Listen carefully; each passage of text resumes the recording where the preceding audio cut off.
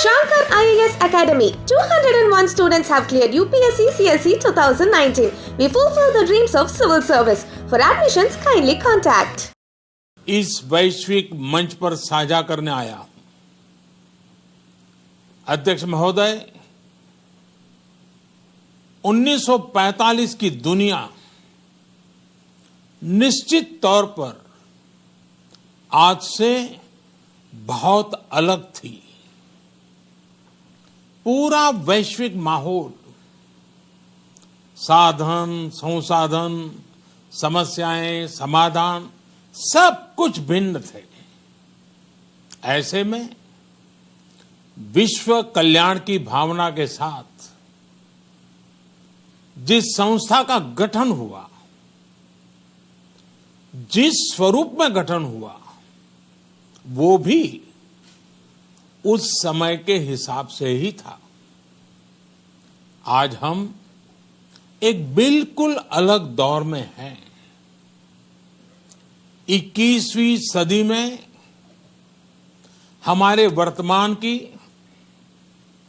हमारे भविष्य की आवश्यकताएं और चुनौतियां अब कुछ और है। इसलिए आज पूरे विश्व समुदाय के सामने एक बहुत बड़ा सवाल है कि जिस संस्था का गठन तब की परिस्थितियों में हुआ था, उसका स्वरूप क्या आज भी प्रासंगिक है?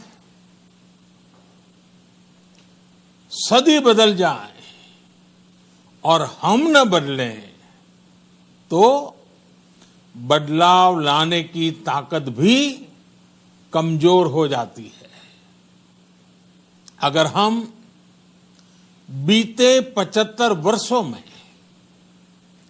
संयुक्त राष्ट्र की उपलब्धियों का मूल्यांकन करें तो अनेक उपलब्धियां दिखाई देती हैं, लेकिन इसके साथ ही अनेक ऐसे उदाहरण भी हैं जो संयुक्त राष्ट्र के सामने गंभीर आत्ममंथन की आवश्यकता खड़ी करते हैं।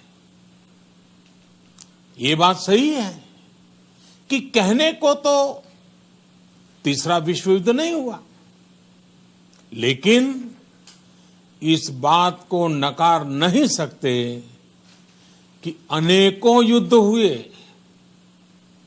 अनेकों गृह युद्ध भी हुए। कितने ही आतंकी हमलों ने पूरी दुनिया को थर्रा कर रख दिया। खून की नदियां बहती रही। इन युद्धों में, इन हमलों में जो मारे गए वो हमारी आपकी तरह इंसान ही थे। वो लाखों मासूम बच्चे जिन्हें दुनिया पर छा जाना था, वो दुनिया छोड़कर चले गए। कितने ही लोगों को अपने जीवन भर की पूंजी गंवानी पड़ी, अपने सपनों का घर छोड़ना पड़ा। उस समय और आज भी संयुक्त राष्ट्र के प्रयास क्या पर्याप्त थे? पिछले 8-9 महीने से पूरा विश्व कोरोना वैश्विक महामारी से संघर्ष कर रहा है। इस वैश्विक महामारी से निपटने के प्रयासों में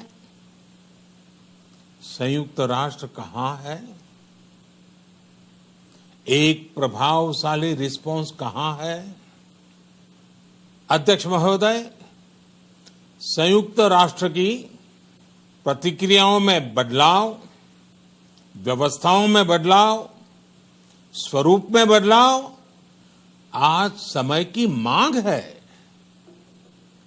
संयुक्त राष्ट्र का भारत में जो सम्मान है, भारत के 130 करोड़ से ज्यादा लोगों का इस वैश्विक संस्था पर जो अटूट विश्वास है, वो आपको बहुत कम देशों में मिलेगा।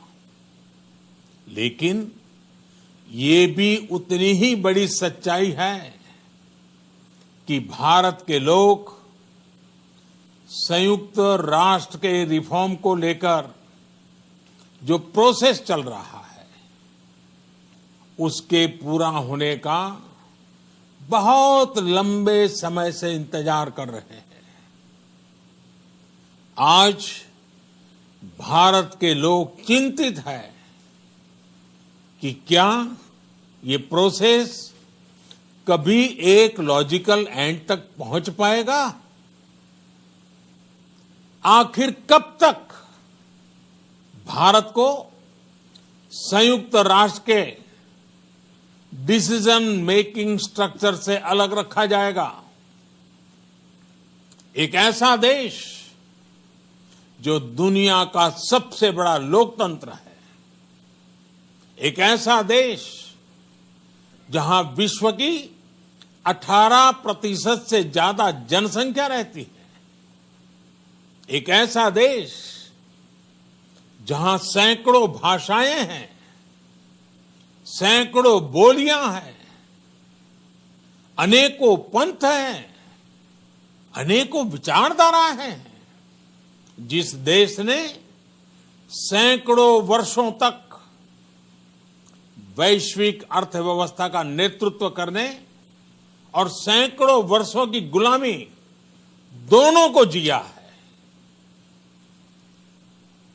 अध्यक्ष महोदय, जब हम मजबूत थे तो दुनिया को कभी सताया नहीं।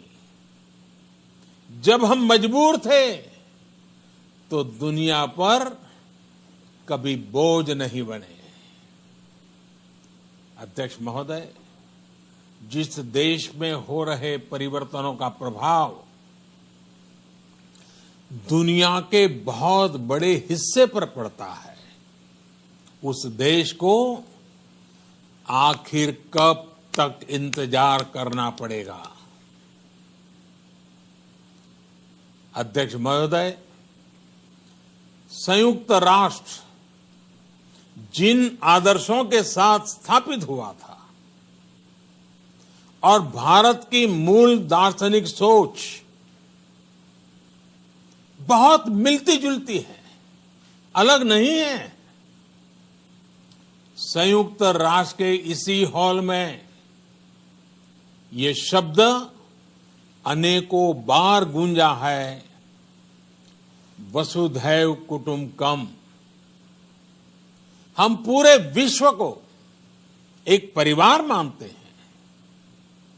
यह हमारी संस्कृति, संस्कार और सोच का हिस्सा है। संयुक्त राष्ट्र में भी भारत ने हमेशा विश्व कल्याण को ही प्राथमिकता दी है। भारत वो देश है जिसने शांति की स्थापना के लिए लगभग 50 पीस कीपिंग मिशंस में अपने जांबाज सैनिक भेजे। भारत वो देश है जिसने शांति की स्थापना में सबसे ज्यादा अपने वीर सैनिकों को खोया है।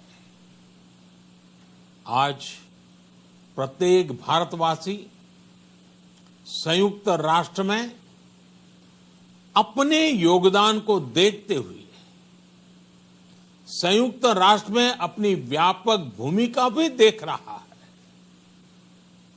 अध्यक्ष महोदय, 2 अक्टूबर को international day of non violence और 21 जून को इंटरनेशनल डे ऑफ योगा, इनकी पहल भारत ने ही की थी। Coalition for disaster resilient infrastructure और इंटरनेशनल सोलर अलायंस, ये भारत के ही प्रयास है। भारत ने हमेशा पूरी मानव जाति के हित के बारे में सोचा है, न कि अपने निहित स्वार्थों के बारे में। भारत की नीतियां हमेशा से इसी दर्शन से प्रेरित रही है। भारत की नेबरहुड फर्स्ट पॉलिसी से लेकर एक्ट ईस्ट पॉलिसी तक, security and growth for all in the region, इसकी सोच,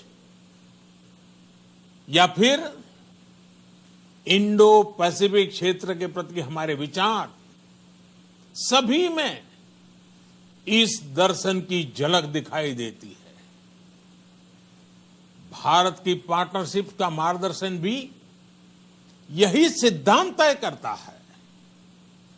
भारत जब किसी से दोस्ती का हाथ बढ़ाता है तो वो किसी तीसरे के खिलाफ नहीं होती।